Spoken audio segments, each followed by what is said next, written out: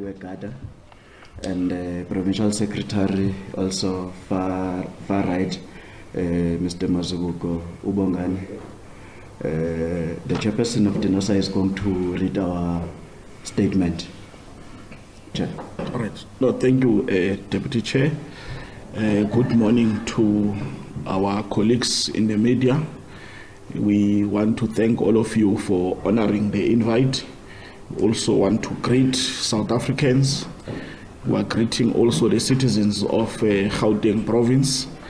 We are meeting here today after, yesterday's events where Kaizer Chiefs, I want to put it on record so the country knows, Kaizer Chiefs was robbed by that referee, but we'll discuss it on Monday. That is on a lighter note. On behalf of the Democratic Nursing Organization of South Africa, we have written this statement as a result of the ongoing discussions on issues that are affecting health in the province. So we thought that as the biggest nurses union in the country and in the province, let us come out as a stakeholder that all of you would know that the Department of Health, in terms of its staff establishment, the majority of the staff, that is 80% of the staff, are nurses who are occupying various roles. Some are chief directors, some are operational managers, CEOs, and so forth. We've got a lot of hard-working nurses, so we thought that when everything is being said and done, must be able to come out as an organization and also put certain things into perspective. On behalf of the Democratic Nursing Organization of South Africa, we've convened this press conference to give an account on the real state of affairs in Gauteng health, besides the politics that have played themselves out in the media recently. DENOSA is a leading nursing organization in the country, has been in the space for a long time and has got institutional memory.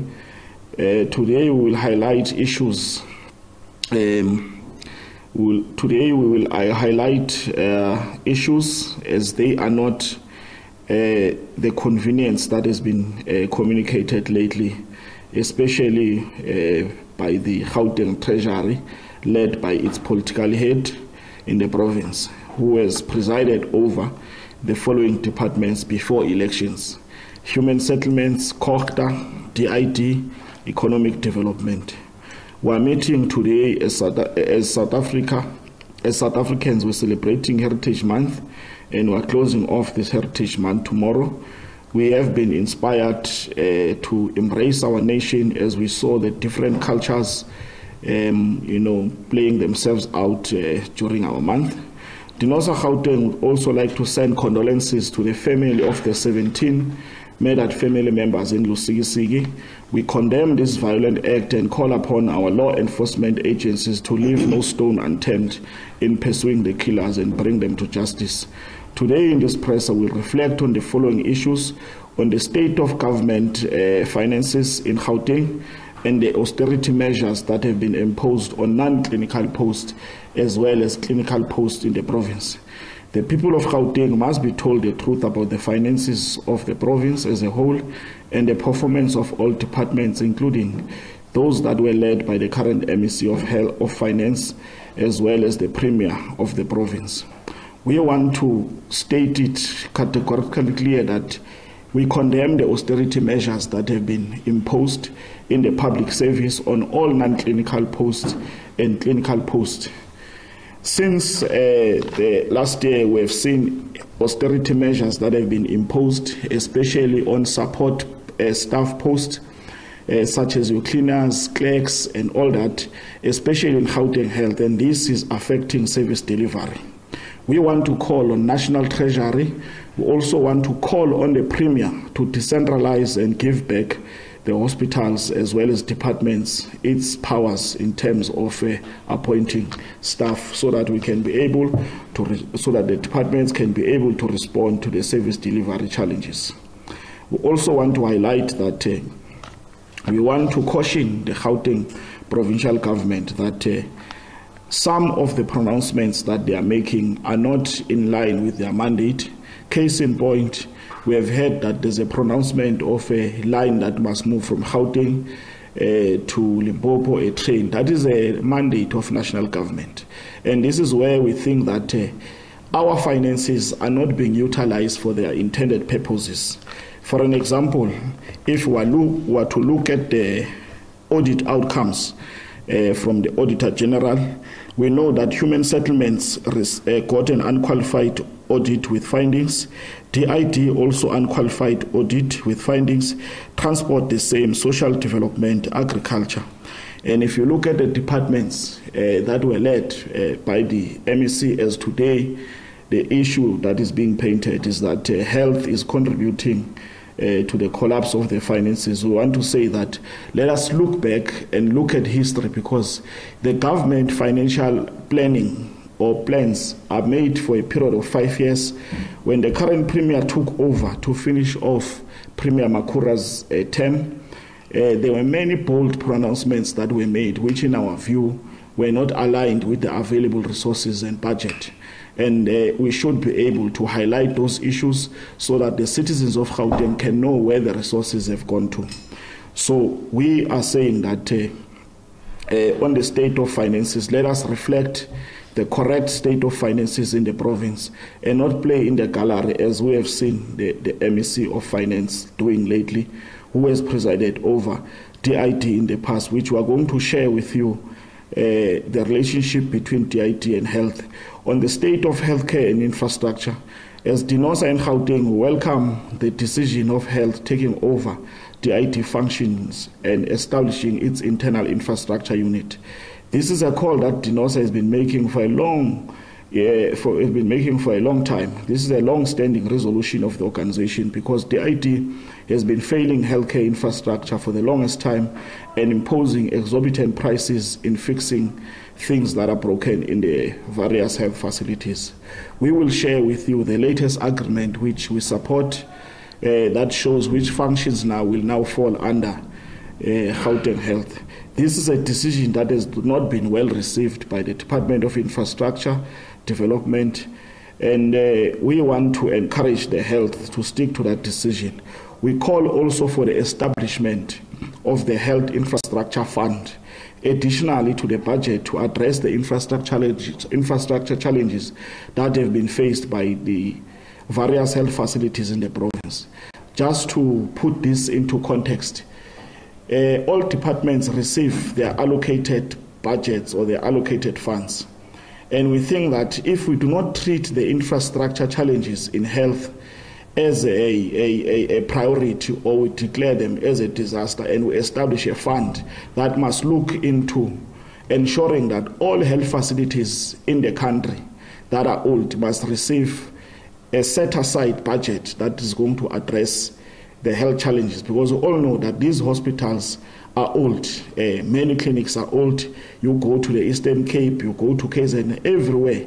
So we are calling on the national government to establish an infrastructure fund that is going to address these challenges, because it is not nice to see South Africans complaining about the state of health facilities. So we think that fund is going to go a long way in doing that, and that we should impose strict measures and should not be controlled by DID. We say this simply because you go to Charlotte Maxeke, since the fire, the renovations there have not been completed, and the Development Bank of South Africa had to take over because of the politics. You go to Helen Joseph, the National Health Laboratory Service that is being built there, also facing challenges, and all these that we are highlighting are challenges that DID has been unable to address. And that is why we are saying let's put a separate budget so that we address all the infrastructure challenges in the country, not only in Gauteng. We also want to call upon the Department of Health in Gauteng to come out and communicate its challenges, because we know that currently there's a dispute around Bram Fisher Community Health Center, where there's a fight between the two governments, that is province as well as a local municipality. So those are things that also contribute to the challenges that we have, and also have an impact in terms of the access of health to South Africans. On the attitude of doctors, we want to advise Samatu to not play to the gallery by condemning all hard-working health workers and managers, but rather to invest on training their members, which are the doctors, on ethics, also on the attitude that they display and how they treat our patients. They should treat our patients with dignity. For instance, with the story that was trending of Tom London is on record clear on 405 newsroom saying that he never received bad treatment from nurses, but he noted the bad attitude from the doctors. We must concentrate on that and must also employ the same energy that they are employing in calling for the Department of Health to be overhauled in terms of managers. We want to say to all the hard-working managers who are doctors, who are nurses, that we appreciate the hard work they are doing in keeping the healthcare system in the province standing. And therefore, that is why we are making this call to our colleagues, Samatu, to say that they should refrain and they should desist from making such pronouncements. They should also fix the attitude that their members have. They must also talk to the theft that happens in terms of committed overtime, where people who are supposed to be on duty, especially doctors at times, who must work committed overtime, you find that they split their shift. One goes and work, if they are supposed to work maybe on a weekend, one will work on Saturday, the other will work on Sunday. But when they claim, they will all claim as if they were present on both days. These are things that talk to ethics, and those are things that we think our friends, Samatu, must be able to talk on, must be able to organize trainings for their members to understand that theft and corruption comes in many forms, and what they are doing, in our view, is not correct. They are taking the time that they should be treating South Africans and using it to gain money. On the nursing intake and training, as DENOSA, we want to call on all progressive forces in the nursing fraternity space to unite and look at ensuring that we make a call. In fact, DENOSA Gauteng is making a call for the return of the program that we called R425, which produced capable cadres of nurses that were trained in the area of midwifery, were trained in the area of community health, but were also trained in the area of psychiatric nursing.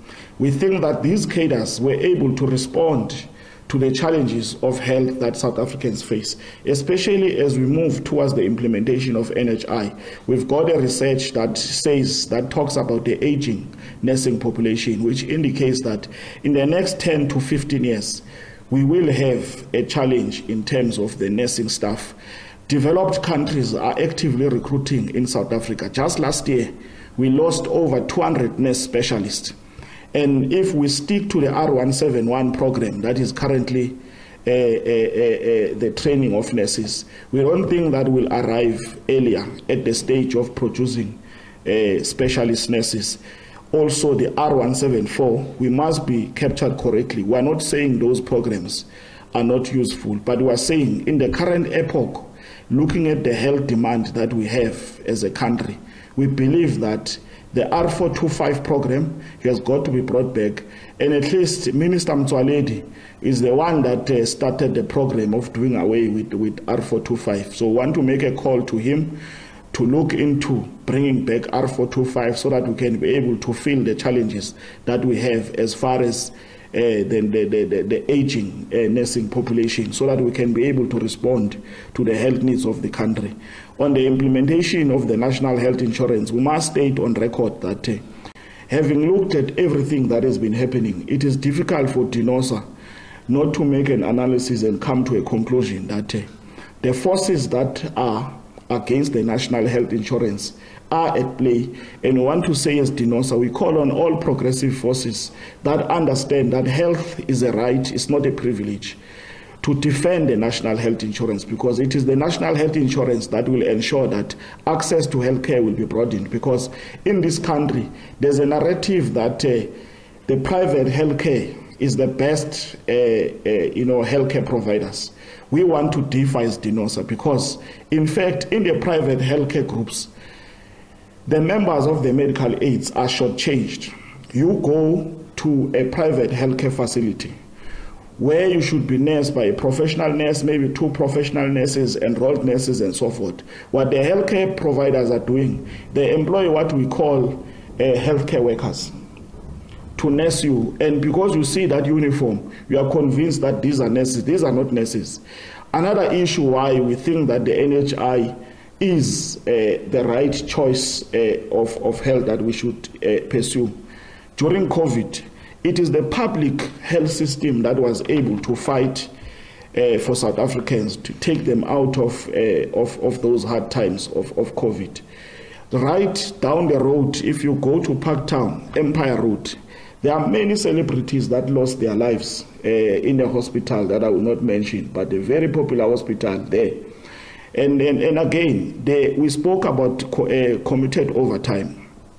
The same doctors who work in the public sector are the same doctors who are working in the private sector. All we are saying is that let us utilize the resources that we have effectively. Because if we are going to make use of the private healthcare hospitals, we will be able to accommodate everybody in the country as far as accessing healthcare.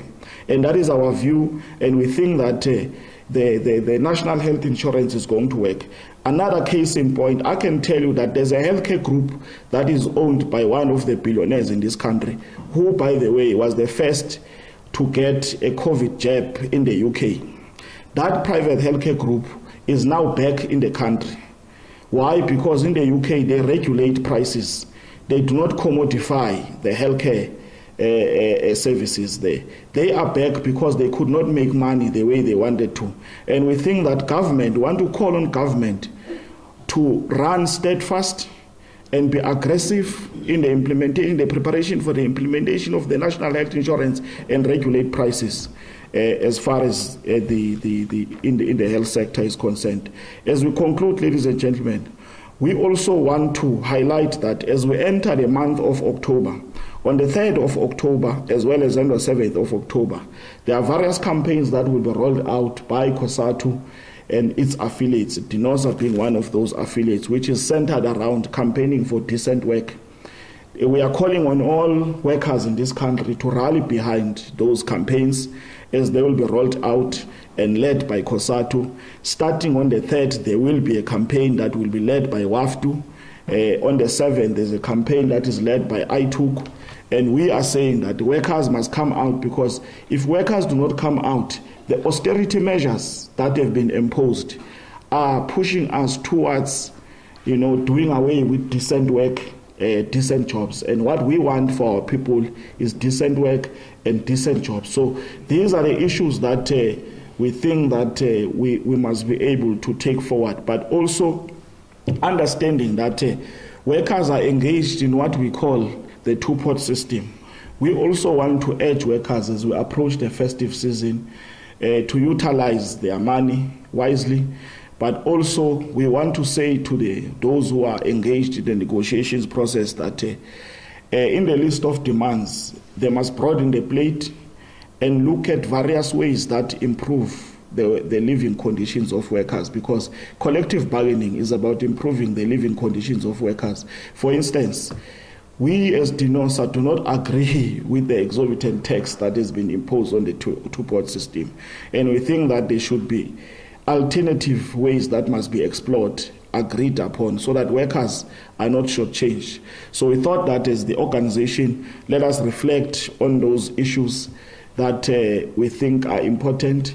But also, we want to call on government that it must steam ahead with the establishment of a state pharmaceutical company, because we think that most of the money as well is spent on private pharmaceutical companies, whereas as government, that is where we can be able to save a lot of money, redirect those funds towards ensuring that we broaden the access of healthcare for South Africans.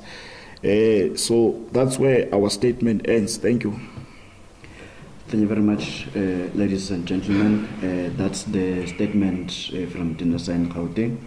If there's any clarities, question and answer session. Here it is. We will note hands and you introduce yourself as we speak, and then you go ahead and ask your question. You introduce yourself, the name and the institution that you are representing. I see you are number one. Just can I just note the hands first? You are number one and number two, number three. So that's the three hands that we're having. Yes, number one. We've seen in the last week that the Gauteng Health Department has announced that the Mamelodi Hospital is NHI ready.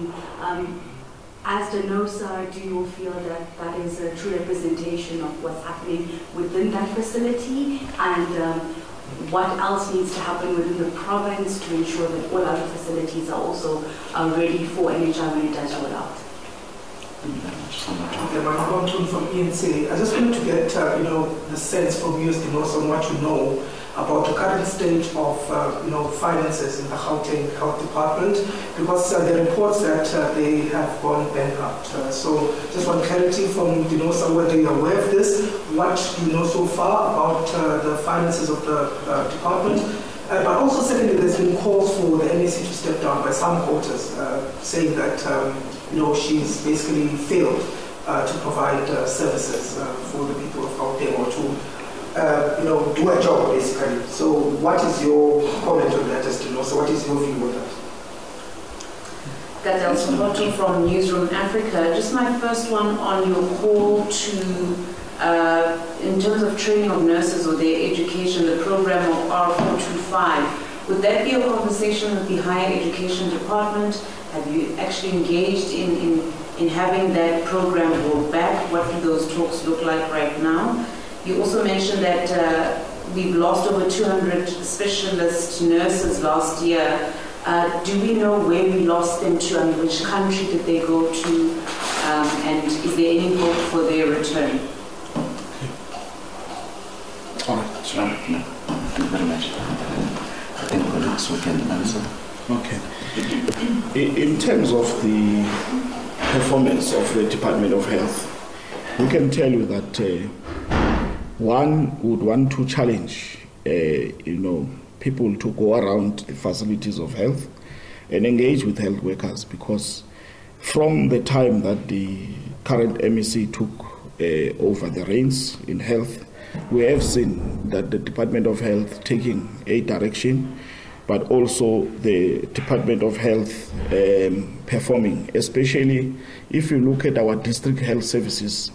The department is doing well there in terms of the district health services, which, by the way, the district health services is services that are closer to the people, services that are primary healthcare driven, services that even this national health insurance that we talk about, this national health insurance that we talk about is centered around district health services.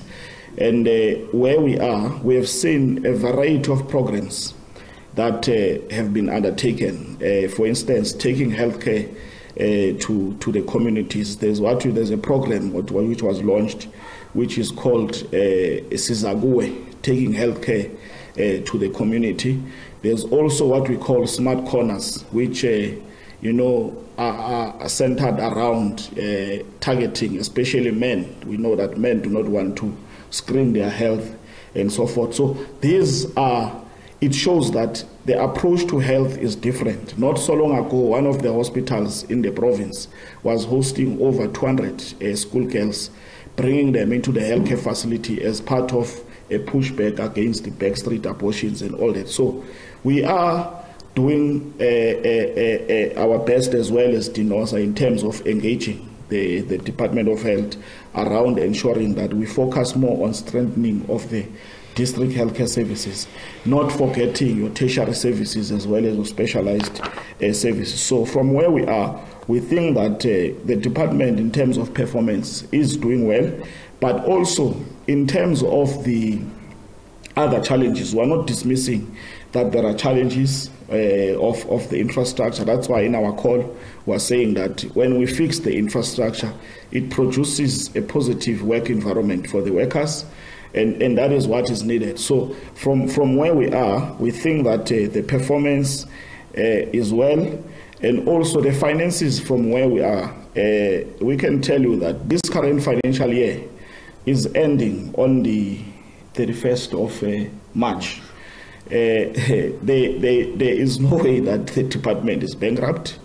That is why we are saying that we should not focus only on the Department of Health, because those are not the only services that Gauteng citizens need. We should focus on the overall services in the province, because we are saying that, for instance, last year there was a program called NASISPAN that was launched. We've got many jobs that were introduced. We've got Amapanya, or the Gauteng traffic wardens. We've got the Green Army and all those things. The question that we should also be asking, because we know those things were introduced in the term of Premier Makura, which Premier Panyaza was finishing off.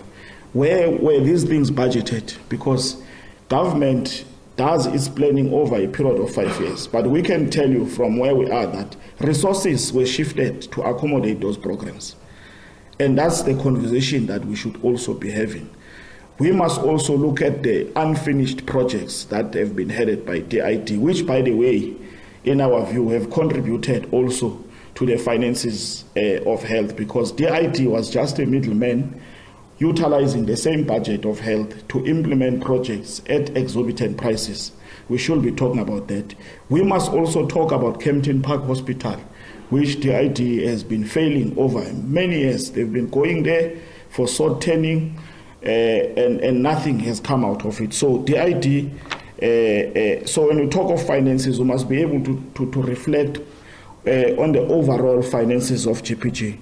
In terms of the Mamelodi Hospital being NHI ready, there's what we call the Office of the Health Standard Compliance, and what we call the Ideal Hospital Framework, which all hospitals, by the way, every year they are assessed in terms of, do they comply with the requirements in law to be declared a health facility that can save people's lives. From where we are, Mamelodi is one of the good stories that we must be able to tell in terms of infrastructure. It's got good infrastructure. We should be able to benchmark for all facilities to say should it look like. We've got Betakawa as well. We've got Kopanung is coming. We've got Begimlangin. We've got many healthcare facilities that, in our view, have been OHSC certified. Leratong Hospital, Tambo Memorial, they've got the certificate which shows that they're NHI ready. So this notion that for a facility to be declared NHI ready, it's all about the infrastructure. No. We must always remember that the National Health Insurance is a fund, and all facilities, whether private or public, will apply for accreditation to be accredited. So Mamelodi has got a certificate from the Office of the Health Standard, which is an independent body. So those who are saying that Mamelodi is not ready, they must be able to say that we think that there's no competence in the Office of the Health Standard Compliance, because that's the person, that's the body of government that they are actually questioning. Because the Department of Health, whatever it does, also the stakeholders, we push towards what is contained in the Office of the Health Standard Compliance. And we think, by the way, the introduction of the Health Ombudsman was a good initiative by the then Minister, Mtswaleti, so that we can have a neutral body that is able to vet, able to check whether does the quality of health that is provided by the hospitals in line. And also in terms of the performance, that all hospitals every year, annually, they are assessed on the Ideal Hospital Framework. So it's our view that, informed by the Office of the Health Standard Compliance, we are, or that Mamelodi hospital is ready. In terms of the calls for the MEC to step down, it's not only that call, because Samatu then says the entire management of health must step down.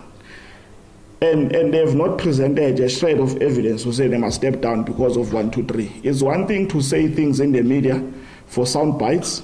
It's another to deal with facts. Because from where we are, I can tell you that go to Sebokeng district. there's a very, what you call a competent nurse there, who's the acting chief director of the district. The district is having a direction. Come to Johannesburg. There's also a very competent nurse that is leading the health services. You go to West Rand, same thing as well. So are we saying that the healthcare workers who have sustained the healthcare system through COVID is not functional? So we don't think that we support that call for the MEC to step down. It's a call that we don't support, and we think that people must be honest. Those who are making this call must be honest and stop causing panic, because the panic is actually felt by the workforce in health, whereas those are pursuing their own motives. Because the health workers are beginning to say they are confident that in terms of the post, there's an HOD that has been appointed, there's an MEC that has served now for more than a year, is actually going to be 2 years. So in terms of governance, the Department of Health is taking shape, and it's something that as DENOSA we've always said that it's important to have governance and do away with the acting in the various posts. So we don't think that that call is the correct call. We don't support. On the R425, the National Executive Committee of DENOSA expressed itself to say, when we look at the type of health, the type of nurses that we have in the province, majority is those R425 nurses, which, by the way, the provincial secretary, myself as the provincial chair, the provincial deputy chair, are products of that program called R425. We are trained. We can survive in the maternity section.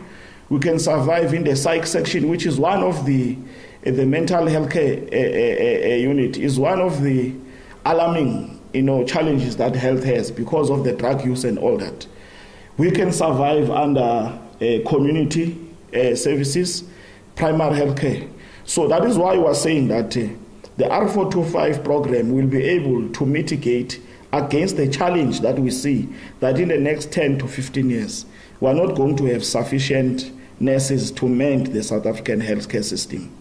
That's why we are making that call. And we are saying that the quad, there's what we call the quad in nursing, which comprises of all the stakeholders in nursing, must sit down and discuss and make a call for this, because DENOSA, NEC has actually resolved and is making that call. The other issue is that the nurse specialists that have been recruited, most of them have gone to the UK, Saudi Arabia, is it Dubai, the other one, United, and Germany, as well, UAE.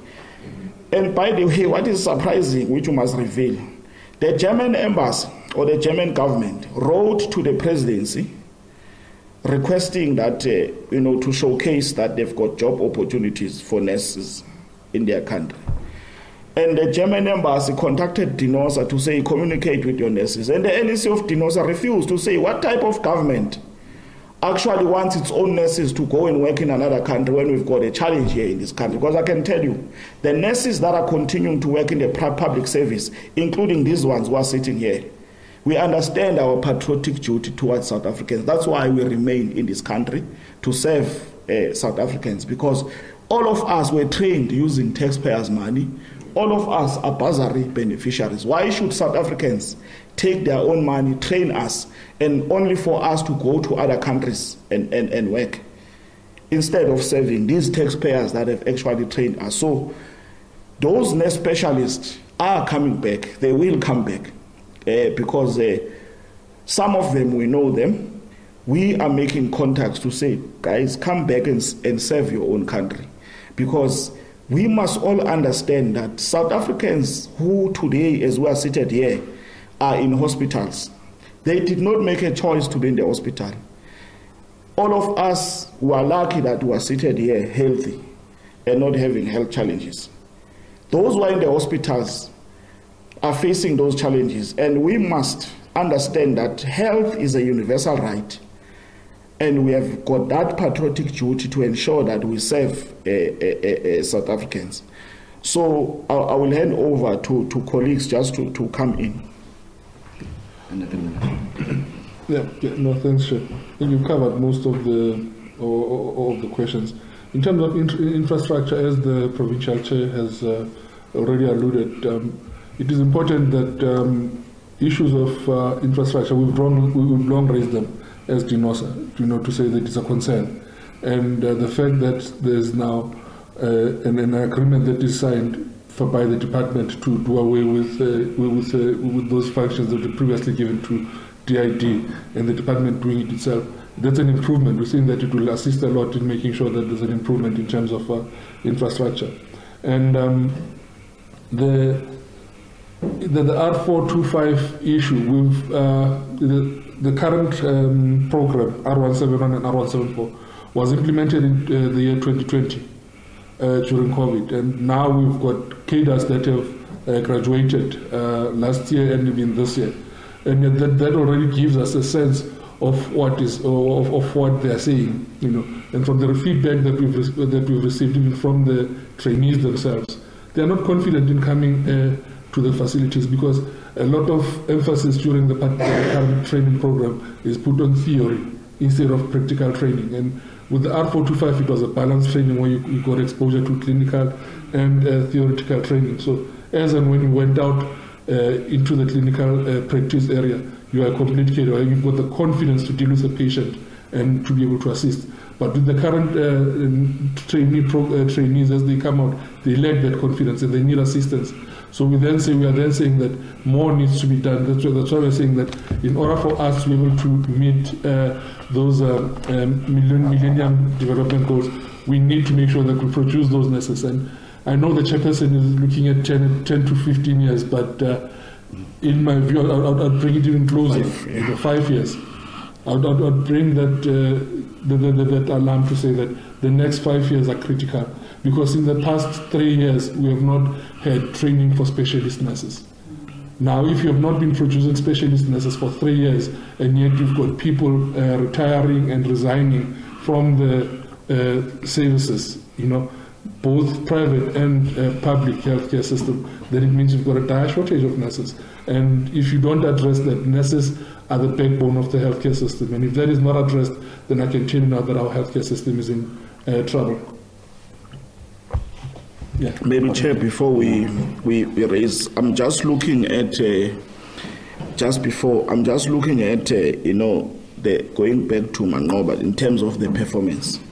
I think also when people are talking about this, they must share documents with you, because it's one thing for people to speak but not giving you the documents. They must give you the findings, the document of the findings of the AG. Because from where we're sitting, in terms of performance, district, as I've highlighted, has services performing very well. Provincial also. We are having challenges, yes, in terms of the central hospitals and all that, but there are plans to do that, to perform there. Because as organized labor, we were invited in the strategic planning of the department, where everything was put down. And from where we are and what we have seen in the strategic planning session, we can say that we have made our inputs and we think that we are on the correct path. And the only thing that we forgot, which I think, Chair, we must raise, which I think is also impacting our members, the issue of nurses' uniform. Because there's a collective agreement that says nurses must be provided uniform by government, which has been concluded. But government is moving slowly and want to condemn that.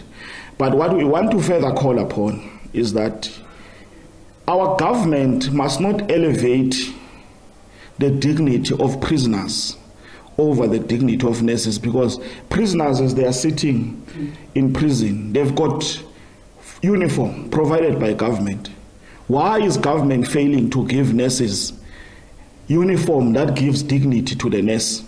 And we want to say, maybe, if we must call upon the Minister of Correctional Services, is Mulder, that maybe must have, maybe must avail prisoners to do uniform for nurses, because in prison they just buy the material. It's prisoners who actually design that uniform. Because we know that government has got capacity. Our military, our police, our correctional services officials are getting uniform from government. Why is it hard for government to give nurses proper uniform? Because if you can walk around town, it's difficult to distinguish between a nurse and a security or a health worker. And that is why the private healthcare is getting away with murder, in the sense that people who are there in their hospitals are not treated by qualified nurses, but they are treated by healthcare workers. And when you are sitting in bed, you see this uniform, you think this is a nurse. Because the private healthcare system relies on agencies in terms of their staffing. So they are not necessarily the best. That is why NHI will do away with this thing. And if we provide uniform and we make a law that prescribes what uniform must be worn across the board, whether you are working in public or you are working in private, we'll be able to save the dignity. Because this issue is about the dignity of nurses in this country. So I thought that, Chair, maybe let's add that, Chair. So I saw there were hands that were coming up. Okay. Now, maybe just before those hands come in, I think also Gauteng provincial government also must look at how it finances the various departments also themselves, not just the Department of Health. If you would have noted that, I think from a long time ago, whether it was MEC Brian, it was MEC Mamokhet, it was MEC Bandile, or everywhere else, there would have always been that the Department of Health does have financial challenges. And you would have noted also, since 2010, there would have been also shrinking of the budgets, particularly of the three departments that are very much key and labor-intensive, health, education, and the social development. So those are the issues that I think when we're discussing on the finances, it should be that what is the attitude of government or of Gauteng government in terms of financing those departments that we are having in the province. But I would have noted also maybe there is a follow-up and then probably the last. Okay, you can. I want to just go back to the issue of nurses that are being lost. What can the department do differently or government do differently to attract those nurses and ensure that they stay? What are some of the reasons that we find this exodus of specialists and nurses to these countries? It's not a new issue. It's been perennial, and we constantly see it. But how do we ensure that we don't have this shortage where we're having these specialist nurses leaving and there's no training, as you mentioned, in the last 3 years? Okay. Yes, just to follow up on the training. So those that have trained in the last, since 2020, do you think there needs to be a retraining of those nurses with that old program? What can we do to mitigate some of the skills lost from the program that they found themselves under?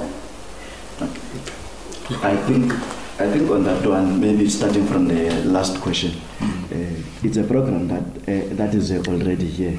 And then it has also its plans, but its plans are not the plans that are there in terms of that not addressing immediately the challenges that South Africa has in terms of nursing, but also in terms of healthcare.